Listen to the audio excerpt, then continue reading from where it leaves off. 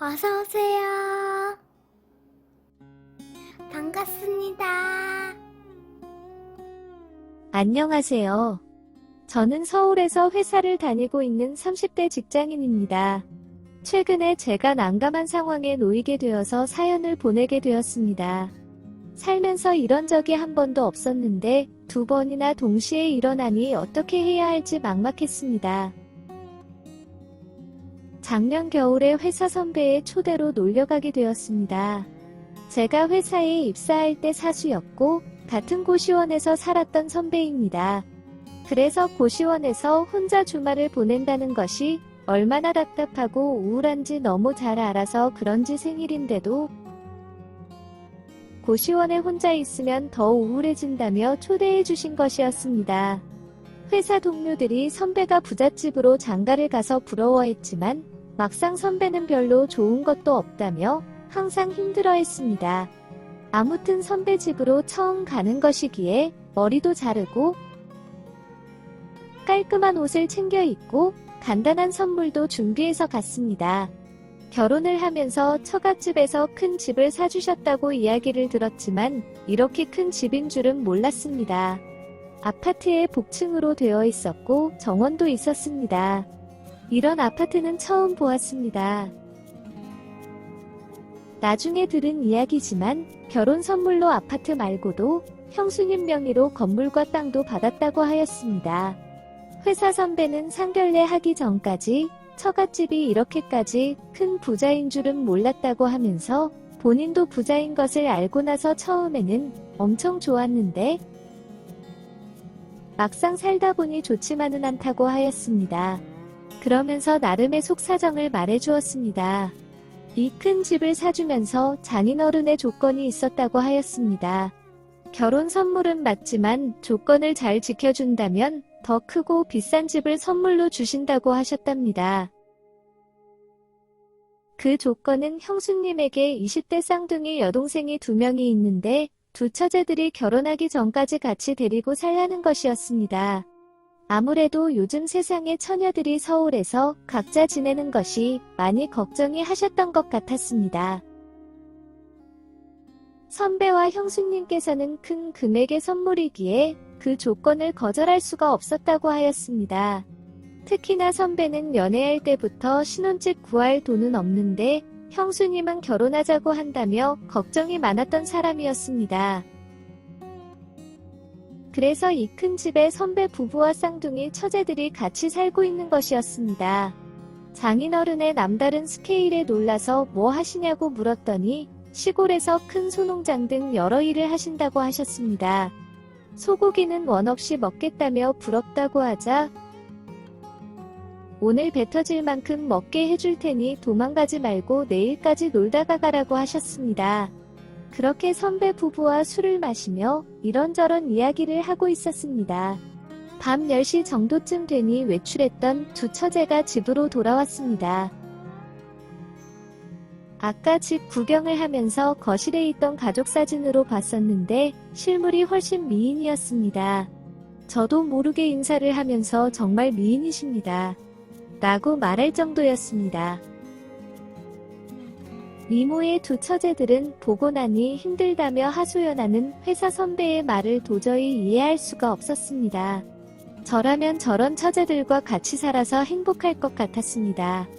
방에 들어갔던 두 처제들도 나와서 같이 술을 마시게 되었습니다. 선배 부부와 술 먹을 때는 뭔가 답답하고 딱딱한 분위기였는데 두 처제들이 온 이후부터는 텐션도 올라가고 오랜만에 술 게임도 하면서 즐겁게 술을 마셨습니다. 오랜만에 가져본 즐거운 술자리라서 그런지 평소보다 많은 술을 마셨습니다. 시간도 너무 늦었고 집에 가려고 일어나자 회사 선배는 내일까지 놀다 가기로 약속하지 않았냐면서 이 새벽에 차도 없는데 어떻게 갈 거냐며 자고 가라고 하셨습니다. 칫솔과 추리닝을 주면서 씻고 편안한 옷으로 갈아입으라고 하셨습니다. 씻고 나왔더니 게스트룸에 다 준비해 놓았다면서 방의 위치를 알려주었습니다. 그렇게 자려고 침대에 누워서 TV를 보고 있는데 막내 처제가 방으로 들어오는 것이었습니다. 순간 제가 막내 처제 방으로 잘못 들어온 줄 알고 죄송하다는 사과와 함께 벌떡 일어났습니다. 그런 거 아니라며 제 손을 붙잡고 침대에 같이 앉았습니다. 저를 한참 동안 쳐다보더니 침대에 눕는 것이었습니다. 정말 당황스러워서 어찌할 줄을 몰라 하고 있는 저를 잡아당겼고 그렇게 막내 처제와 진한 키스를 하게 되었습니다. 정말 한참 동안 진한 키스를 한 후에 불을 끄고 뜨거운 시간을 보냈습니다. 다른 방의 소리에 새어나갈까봐 아주 조심히, 아주 조용히, 아주 천천히 사랑을 나누었습니다. 두 번의 사랑을 확인한 후에 막내 처제는 자기 방으로 돌아갔습니다. 그리고 저희는 사귀는 커플 사이가 되어 있었습니다. 술도 많이 마셨고 두 번의 사랑을 나누어서 그런지는 저는 금방 잠이 들었습니다. 한참을 자고 있는데 누군가 저를 건드리는 느낌이 들어서 잠에서 깼습니다. 긴 머리에 여자 형상이 보였습니다. 제가 눈이 나빠서 안경을 쓰지 않으면 잘 못 알아봅니다. 게다가 장결의 어두운 방이다 보니 더 못 알아봤습니다. 참고로 형수님은 짧은 머리이었습니다. 당연히 여자친구가 막내 처제가 온 줄 알고 안아서 같이 침대에 누웠습니다. 같이 자고 싶어서 왔냐고 묻자 고개를 끄덕끄덕 거리는 것이었습니다. 그렇게 안고 저는 다시 잠이 들었는데 밑에가 서늘해지는 느낌이 드는 것이었습니다. 놀래서 일어나 자세히 보니 막내 처제가 아니라 둘째 처제였습니다. 심지어 제 바지를 벗기고 있던 것이었습니다. 너무 놀라서 저도 모르게 둘째 처제를 침대 밑으로 밀쳐버렸습니다. 아까 막내랑 방에서 뜨거운 시간을 보낸 것을 알고 있다고 하길래 아니라고 부인하였지만 방에서 막내가 옷도 제대로 안 입은 채 나오는 것을 보았다고 하였습니다. 막내가 왔다 간 것도 서로 만나보기로 약속한 것도 들었지만 자기도 저한테 마음이 있어서 고민하다가 왔다는 것이었습니다. 살면서 여자에게 고백을 받아본 적도 없고 저를 좋아한다며 이렇게 적극적으로 표현을 받아본 적도 없는데 오늘 처음 본 여자들한테서 동시에 고백을 받으니 어떻게 해야 할지 난감했습니다. 일단 마음은 잘 알았다면서 일단 다음에 만나서 다시 이야기하자고 하였더니 싫다면서 절대 이 방에서 안 나갈 거라고 하였습니다. 자기랑 이야기 끝내지 않고 제가 나가려고 하거나 자기를 내보려고 하면 소리 지를 거라면서 울음장을 놓았습니다. 둘이 앉아서 한참 동안 이야기를 나누었고 저는 일단 알았다며 흥분한 둘째 처제를 달래어서 방으로 돌려보냈습니다. 그렇게 몇 시간 뒤에 아침이 되었고 도대체 하룻밤 사이에 저에게 무슨 일들이 벌어진 건지 머리가 복잡했습니다. 일단 조용히 방을 정리를 하고 그 집에서 나왔습니다. 고시원에 도착해서 쉬고 있는데 선배에게 연락이 왔습니다. 언제 갔냐며 묻길래 아침이 일찍 눈이 떠져서 그냥 왔다고 하였습니다. 그러면서 선배가 두 처제들이 제 연락처를 묻길래 알려주었다고 하였습니다.